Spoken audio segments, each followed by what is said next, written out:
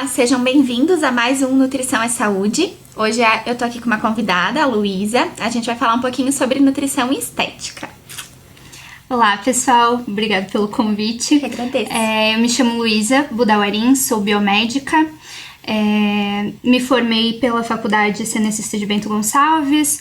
Sou patologista clínica e a partir da minha graduação eu fiz a especialização em biomedicina estética e a partir daí eu combino a saúde estética em si no meu trabalho de todo dia. Então, Lu, conta um pouquinho pra gente como é que é essa questão da parte estética, o que é que tu trabalha, porque a gente vê que hoje em dia a estética ela tá muito em alta, né? E as pessoas, principalmente acho que mulheres ainda, mas acho que homens também estão buscando bastante cuidar um pouco mais da parte estética, mas às vezes acabam deixando de lado um pouquinho a saúde e nisso a gente fala da nutrição, né? Então conta um pouco pra gente no que a nutrição interfere nessa parte e quais são os procedimentos principais assim que tu faz. Tá, então vamos lá. Quando a gente fala da nutrição associada à estética, muitas vezes as pessoas pensam só nos procedimentos corporais, quando na verdade a nutrição ela tá ligada em toda a área estética, em todos os procedimentos estéticos, a gente tem a parte da nutrição ali. Então, seja para a durabilidade dos procedimentos realizados faciais, corporais, quanto os bons resultados que a gente espera desses procedimentos, seja ele a toxina botulínica, que é o Botox, preenchimentos à base de ácido hialurônico. Quando a pessoa ela não está bem nutrida, a gente tem resultados aquém do que poderia ter. Então, por exemplo, quando a pessoa ela tem maus hábitos, má alimentação, ela ingere muita bebida alcoólica, fuma, ela não tem resultados tão bons quanto pessoas que mantêm hábitos saudáveis. E aí entram, então, dos mais procurados que a gente tem são os preenchimentos à base de ácido hialurônico, que a gente tem preenchimento labial, preenchimento de olheiras, reestruturação da face, que a gente vai perdendo esse volume, essa sensação de rosto derretendo, o aspecto de cansada, que a gente vai tendo ao longo do tempo, a gente consegue também com ácido hialurônico. O Botox, ele é o carro-chefe que a gente tem, basicamente a porta de entrada das pessoas para essa área da estética. Os bioestimuladores, bioestimuladores de colágeno, esses são os mais procurados, assim. Tá, e vamos falar um pouquinho então como que a parte da nutrição ela interfere diretamente nisso, né? A Lu já falou sobre a questão da bebida alcoólica, de quem é fumante, mas a gente sabe que tem muitas coisas além disso que também interferem muito nessa questão de como vai se portar, né, o procedimento. Então a gente já estava conversando um pouco sobre isso. E então a questão do consumo de açúcar em excesso, né, também. Tu quer explicar um pouquinho como é que funciona, o que pode causar? Isso aí, quando a gente ingere muito doce, muito açúcar em si, em excesso, a gente começa a gerar um processo que a gente chama de glicação. A glicação é como se a gente caramelizasse essas fibras de colágeno que a gente tem naturalmente na nossa pele, e quando isso acontece, ele rompe, ele fica inutilizado. Um colágeno glicado, ele não desempenha a função dele. Então aí a gente acentua cada vez mais o processo do envelhecimento também por causa disso. Então o açúcar é uma questão que eu sempre comento com as pacientes porque é muito importante mesmo. E é uma coisa que tá aumentando muito, principalmente agora nos alimentos industrializados e nessa super oferta que a gente sempre tem, né? Que é muito fácil tu ir lá e comprar uma bolachinha recheada, enfim, esses alimentos que são ricos em açúcar e que eu vejo que hoje em dia é a base da população e até, enfim, né? É uma coisa que tá muito associada ao dia a dia das pessoas. E tem também a questão do intestino, né? Eu já falei aqui, acredito que no outro programa, o quanto o intestino ele é importante pra gente, que todo mundo fala que ele é um segundo cérebro, né? É isso aí, a gente sempre fala que o intestino é um segundo cérebro. É isso aí. Ele, de modo geral, ele praticamente comanda o organismo inteiro. E aí a gente tem lá no intestino bactérias boas e bactérias ruins. E quando as bactérias ruins são em maior quantidade do que bactérias boas, a gente diz que esse intestino, ele tá em desbiose, né? Que ele não tá... Acaba gerando uma inflamação, né? Isso aí. Essas bactérias ruins, patogênicas, que a gente chama, elas acabam liberando toxinas que vão gerar essa inflamação, que de certo modo é uma inflamação crônica, e aí acaba refletindo diretamente na nossa pele. Então, por exemplo, acne pode piorar muito com essa questão intestinal. A rosácea também ela é multifatorial, então, mas ela está envolta num cenário que é inflamatório. Então, o intestino, ele tem uma grande responsabilidade nesse aspecto todo que reflete não só na pele, mas em todos os aspectos do nosso organismo, mas reflete muito na pele, assim. Então, essa má alimentação e maus hábitos das pessoas é o que me fazem também indicar muito a consulta nutricional pra gente regular, porque quando o corpo ele tá inflamado, a pele não responde bem. Não tem como ter a pele boa se o intestino vai mal. E até pensando no processo de emagrecimento, eu sempre falo, às vezes chegam pessoas até mim que querem emagrecer, mas o intestino está totalmente desregulado, tá num processo inflamatório, às vezes, enorme. E aí eu sempre falo que se a gente não ajustar esse intestino, a gente nunca vai conseguir fazer com que a pessoa emagreça. Então, ali também entra a questão dos procedimentos corporais também, né? Que também não adianta tu ir lá fazer procedimentos estéticos corporais. Se teu intestino não tá funcionando direito, tu não vai conseguir ter uma perda de peso eficaz, né? Claro que eles sozinhos, às vezes, não tem tanto resultado, mas alinhado, então, com a nutrição é super importante, né? O procedimento estético corporal, principalmente ligado à gordura localizada, ele não faz milagre sozinho. Precisa ter o acompanhamento alimentar, precisa estar cuidando da tua alimentação para ter bons resultados no procedimento estético, porque não adianta a gente estar tratando ali com o procedimento estético e aí tu tá repondo tudo aquilo com alimentação exagerada, ou o teu intestino ele tá totalmente desregulado, então a resposta ela não vai ser boa de nenhuma das partes ali, nem para a parte que a gente espera da gordura localizada e nem para o restante dos procedimentos, enfim, corporais, digamos assim, né? E voltando um pouquinho do açúcar, que agora me lembrei que a gente não comentou, da questão de que o açúcar, ele também, aquela questão do açúcar com a celulite, né? Que às vezes muita gente pensa de que o açúcar, que a celulite ela é causada pelo refrigerante ou pela água com gás, coisas nesse sentido, é verdade, né? Muita gente pensa isso. Mas acho que é legal a gente deixar bem claro aqui que não é isso. A celulite, ela é causada principalmente pelo excesso do consumo de açúcar. Então, ali também entra em toda essa alimentação super industrializada que a gente estava comentando, e né? E a celulite, ela não é causada pelo gás do refrigerante e nem da água com gás, como tu tinha me comentado antes. É a questão do açúcar em excesso que faz agravar a celulite. Isso aí. E então, tanto que água com gás é liberado, né? Tranquila, ela hidrata tanto quanto uma água normal. E não é por consumir água com gás que tu vai ter celulite. Então, cuidar da alimentação num todo, não só nas coisas que a gente bebe, né? Porque às vezes foca no refrigerante só, em excluir refrigerante e esquece do resto. Não às vezes tá lá consumindo uma coisa que tu nem esperava que pudesse estar fazendo mal e tá focando numa coisa que não é o foco em si. Isso aí. Do problema. E agora falando, já que a gente entrou no assunto da água, a questão da água também, que a gente sempre ouve falar que a água é muito importante pra pele, pro cabelo, enfim. Poderia falar um pouquinho mais sobre isso? Por que a gente diz que a água é tão importante nos nossos resultados? Claro que para o bom funcionamento do nosso organismo, mas a água, naturalmente a gente tem ácido hialurônico na nossa pele, né, no nosso organismo em si. E esse ácido hialurônico atrai água, atrai moléculas de água. E essa região tendo atração de água é o que traz essa hidratação. Quando a gente está bem hidratado, a gente diz porque o consumo da água, ele tá bom, e aí a gente tem essa hidratação bem estabelecida no caso, né? É a mesma coisa, então, quando a gente fala, que nem eu falo pros meus pacientes, que eles têm que tomar água por conta do organismo, né? Que os órgãos deles precisam, enfim. Então é a mesma coisa, a pele também precisa estar hidratada. A pele precisa estar hidratada com água. E também tem a questão do preenchimento com ácido hialurônico.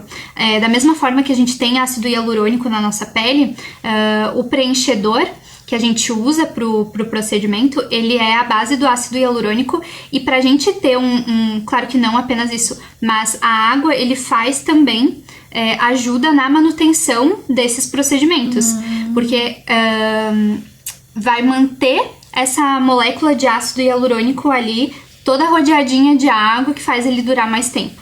Não só isso, mas também ajuda muito, assim, então, principalmente depois do preenchimento labial, eu sempre costumo falar para os pacientes: toma muita água, te mantém muito hidratada, porque aí tu vai ver o quão bonito vai ficar o teu preenchimento labial. Ai, que legal. Então a gente consegue ver que a alimentação realmente ela tá ligada com diversos fatores que a gente não consegue... desculpa, alimentação não, a estética, né? Ela tá ligada com diversos fatores. E a alimentação também, porque uma liga a outra, e a alimentação também tá ligada com tudo, né? Então, às vezes a gente pensa só na parte estética, que nem eu falei lá no início, e acaba esquecendo toda essa parte da alimentação, de nutrição, de que não adianta tu fazer todos os procedimentos e esquecer completamente de como tu vai se alimentar, que teus resultados não vão ser tão satisfatórios assim, e às vezes nem tão duradouros os procedimentos, né? Um corpo, quando a gente diz que o paciente ele está oxidado, de uma forma geral, assim, às vezes até inflamado, a gente chama, né? Que é meio... A gente precisa ter um pouco de cuidado quando a gente fala de inflamado, né? Mas quando a gente diz assim, um paciente oxidado, quando ele tá em estresse oxidativo, e aí entra alimentação, hábitos, água e tudo mais, estresse também na tua rotina, então esse paciente ele vai ter é como se fosse uma balança. Então a gente produz radicais livres e produz antioxidantes naturalmente no nosso organismo também. E quando essa balança ela tá desequilibrada, a gente produz muito mais radicais livres do que antioxidantes para manter essa balança funcionando bem, a gente começa a ter ali os problemas. Então a gente não consegue prever, a gente tem reações inesperadas dos procedimentos que a gente tá realizando ali, seja ele qual for. Então, para a gente equilibrar de novo essa balança ali dos radicais livres e esse paciente se tornar menos oxidado, que é muito importante a questão ali da alimentação. Isso, então, já que tu comentou sobre isso, falando um pouquinho sobre essa questão dos alimentos antioxidantes, então entra também principalmente frutas, verduras, esses alimentos que têm bastante vitaminas e minerais, auxiliam muito nesse processo. Só que para isso o teu intestino tem que estar funcionando. Se o intestino não tá funcionando, não consegue absorver essa questão dos nutrientes ali, e acaba que tu não consegue deixar a balancinha igual, né? Tu vai ter uma produção a mais de radicais livres. E quando esses radicais livres estão a mais, além de toda a parte estética ali que a Lu comentou, tem diversos fatores que podem acontecer no teu organismo, inclusive mutações das células, enfim, que... Nada funciona direito. Nada funciona. Ali, comentando sobre vitaminas, minerais... aminoácidos, enfim, tem uma questão muito importante, por exemplo, na produção de colágeno.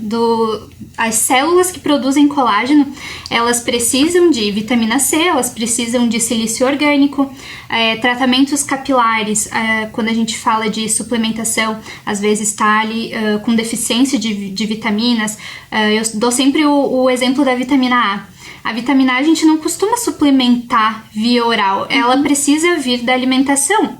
Então, quem mais importante do que a Nutri para dizer quais são os alimentos que tu vai ingerir ali ricos em vitamina A, vitamina C, e aí a gente tem uma parcela muito importante ali da alimentação nesses tratamentos também, de tanto da produção de colágeno, capilar, enfim, vários outros procedimentos têm a influência ali de vitaminas e minerais. É como se a gente quisesse que as células trabalhassem bem, mas a gente não fornece para ela o que ela precisa para funcionar bem. Tu pega ali fazendo uma comparação assim, quem vai trabalhar melhor? Um trabalhador que ele toma um bom café da manhã, ele almoçou bem e vai desempenhar o seu trabalho bem, ou um trabalhador que ele passou o dia inteiro sem comer? Então a gente precisa fornecer o substrato para as células funcionarem bem e ter o resultado que a gente deseja. Nossa, ótima comparação, Lu. E outra coisa que daí me veio na cabeça agora, na verdade é mais uma pergunta mesmo, tá? Tu comentou ali, então, das vitaminas importantes para o mantimento do colágeno, isso?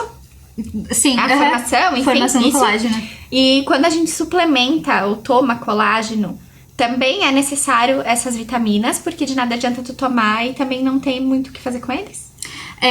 A questão do colágeno, quando a gente suplementa colágeno, a gente precisa ter em mente algumas coisas, assim, por exemplo, a gente tá gerando algum estímulo via procedimento para que a gente dê esse estímulo para a célula produzir um bom colágeno.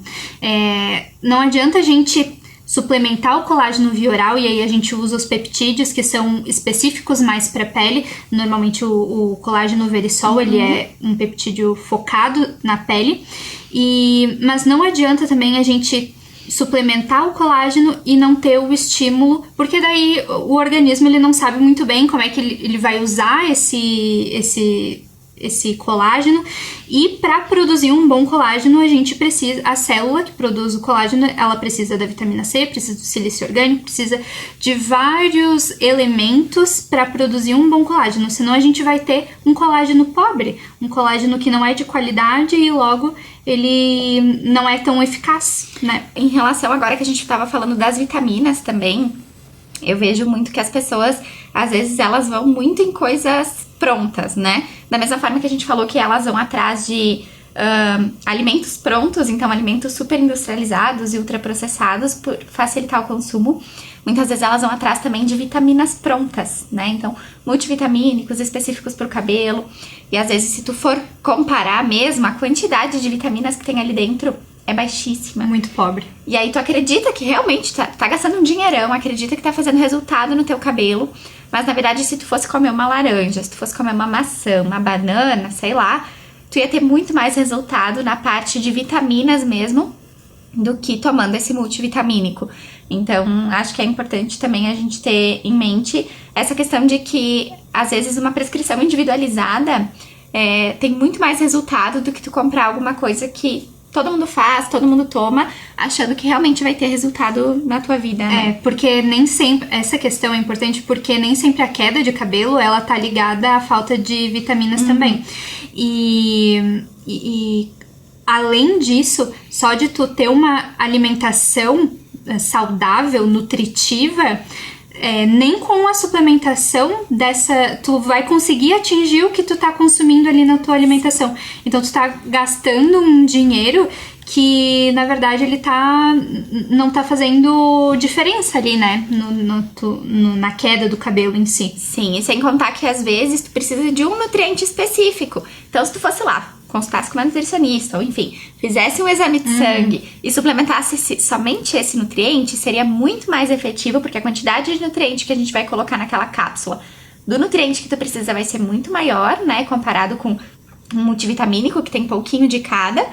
E além de tudo, tu vai estar realmente utilizando vitaminas que teu corpo realmente precisa, porque às vezes tem vitaminas que quando a gente consome em excesso, a gente só vai eliminar elas pela urina. Mas tem vitaminas que elas acabam sendo tóxicas para o nosso organismo quando estão em excesso. Então tem que cuidar bastante essa questão também, né?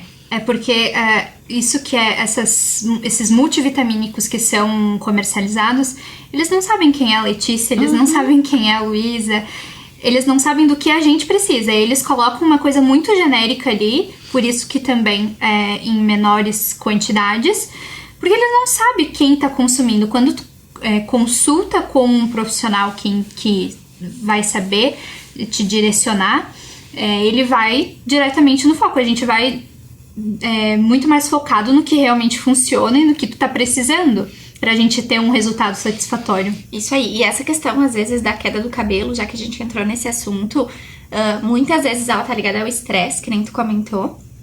Ou também, às vezes, o dormir mal, a falta de sono, né, interfere muito, não só a questão da queda do cabelo, mas todo o funcionamento do nosso organismo. Às vezes, lembra da balancinha que a Lu comentou antes? Às vezes a nossa balancinha, ela tá legal, mas em questão de nutrientes, mas se a gente, de radicais livres e antioxidantes, né, mas se tu não tá dormindo bem, o teu intestino não consegue funcionar. E vários hormônios no teu corpo que são liberados durante a noite não funcionam, e aí todo o teu dia também acaba agindo diferente. É engraçado que nunca é uma coisa só.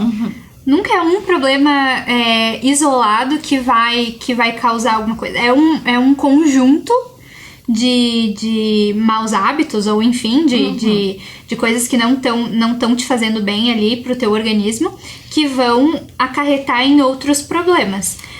Falando da queda de cabelo nesse sentido, muitos aspectos fazem a queda de cabelo, mas nunca é uma coisa só isolada. Nunca uma coisa vai te fazer perder cabelo.